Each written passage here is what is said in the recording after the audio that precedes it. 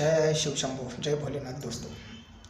आज का वीडियो हम आप सबके लिए है। आज सुबह ही मैं मेडिटेशन के लिए बैठा था, तो डरिए मत।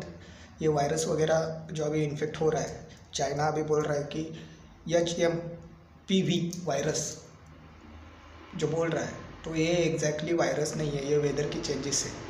तो जिसकी इम्यूनिटी पावर अच्छी है उसको कुछ भी नहीं होगा। चाइना के लोगों की इम्यूनिटी पावर अच्छी नहीं है क्योंकि वो हमेशा काम में रहते हैं, घूमने के लिए नहीं जाते हैं।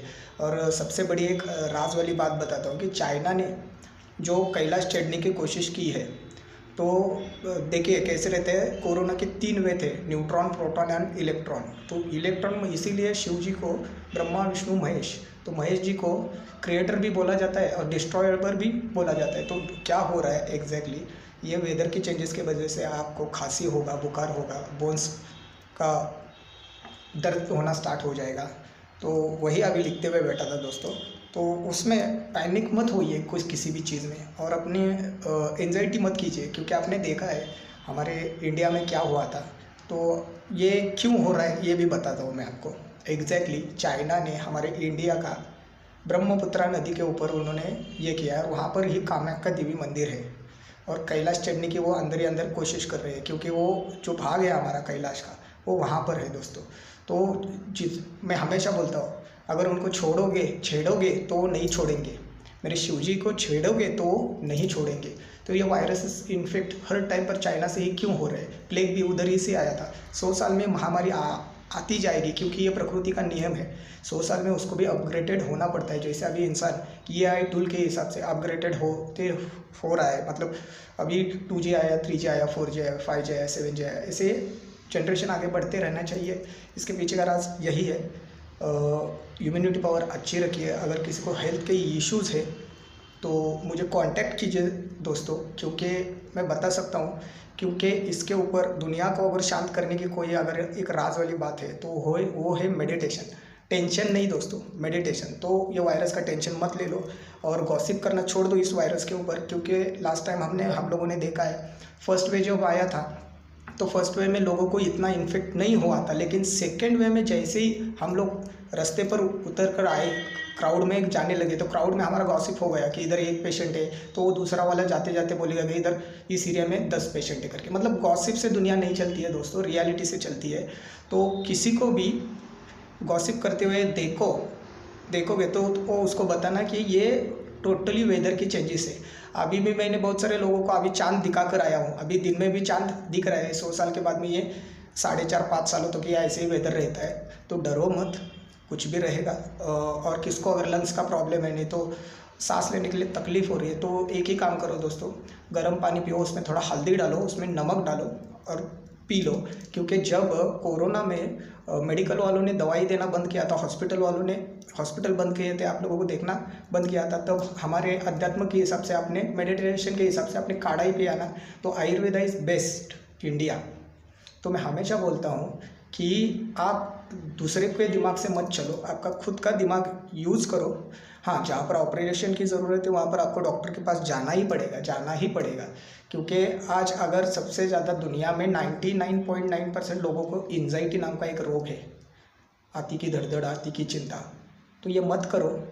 रोज़ सुबह उठो, एक 15 मिनट मेडिटेशन करो, शांत बैठो, अपने शरीर में का जो फ्लैक्चुएशन है वो कम करो, क्योंकि मेडिटेशन से ही आपके जितने भी रोग हैं वो कम हो सकते हैं। क्योंकि सबसे ज़्यादा प्रेशर पॉइंट्स अपने हाथ में है। तो अगर किसी को ज़रूरत है तो मेरा कॉन्टैक्ट नंबर मैं यहाँ पर डाल देता हूँ, नहीं तो लिख कर ले लीजिए 9900883787। कुछ ऐसे मुद्रा से उससे आप अपना फ्लैक्चुएशन कम कर सकते हो। इसीलिए भगवान गौतम बुद्ध कभी ऐसे बैठे, कभी ऐसे बैठे, भगवान महावीर ने भी बैठे। इसीलिए मैं हमेशा बोलता हूँ कि भगवान नाम का जो कंसेप्ट है वो इंडिया में ही क्यों, भारत में ही क्यों मेरे। देखिए, बसवन्ना जी इंडिया में, गौतम बुद्ध इंडिया में, उसके बाद में बहुत सारे ऐसे महान भगवान महावीर जी इंडिया में, और वो भी आखिर के तीर्थंकरों में। मतलब ये बहुत सोच समझ कर जिसने भी ये क्रिएट किया है, उसने बहुत सोच समझ करके किया है। और दोस्तों, अगर दुनिया का सबसे बड़ा कौन सा अगर धर्म रहेगा तो वो है गुण धर्म। उस इंसान का वैसे गुण धर्म है करके उसके पास से जितना अच्छा चाहिए उतना ही अच्छा ले लीजिए और उसकी बुराई मत निकालिए। क्योंकि उसकी अगर आप बुराई निकालोगे तो आपके पास ही आपके नेगेटिव वेव्स आ जाते हैं। क्योंकि मेडिटेशन में हम लोग यही टेक्निक बताते हैं कि पॉजिटिव वेव्स कैसे लाना है। रोग भी आया था पॉजिटिव उस टाइम पर, अभी नहीं। तो मैं हमेशा बोलता रहता हूँ कि अगर आपको ये वायरसेस का डर लगता है तो कुछ भी मत करो, मेडिटेशन करो। क्योंकि मैंने अभी बुक में सब कुछ यहाँ पर लिख कर रखा है कि वेदर में क्या क्या चेंजेस हो रहे हैं। ये सभी आपके विचारों का और दिमागों का खेल है। तो प्लीज़ प्लीज़ प्लीज़ मैं आप सभी लोगों को रिक्वेस्ट करता हूँ, डरो मत, कुछ भी नहीं होने वाला है। क्योंकि लास्ट टाइम भी हम लोग डर डर के ही मरे हैं। तो फॉर एग्जांपल देने के लिए, मेरे 2 भाई कोरोना के टाइम पर एक्सपायर हुआ है, तो दोनों भी घबरा कर एक्सपायर हुए हैं। तो इसीलिए मुझे मार्केट में उतरना पड़ा और बताना पड़ा कि ये एग्जैक्टली वेदर में क्या चल रहा है। क्योंकि मैं जब मेडिटेशन के लिए बैठता हूँ तो शिव जी का और मेरा कनेक्शन बहुत बड़ा है। क्योंकि दोस्तों मैं और एक राज की बात बताता हूँ, मैं 2 साल कोमा में था।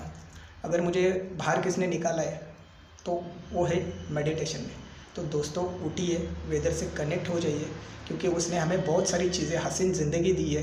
फ्री में हमें हवा दे रहा है, पानी दे रहा है, आकाश दे रहा है, इतना बड़ा ब्लेसिंग्स भी दे रहा है। लेकिन हम लोग वो ले नहीं रहे हैं।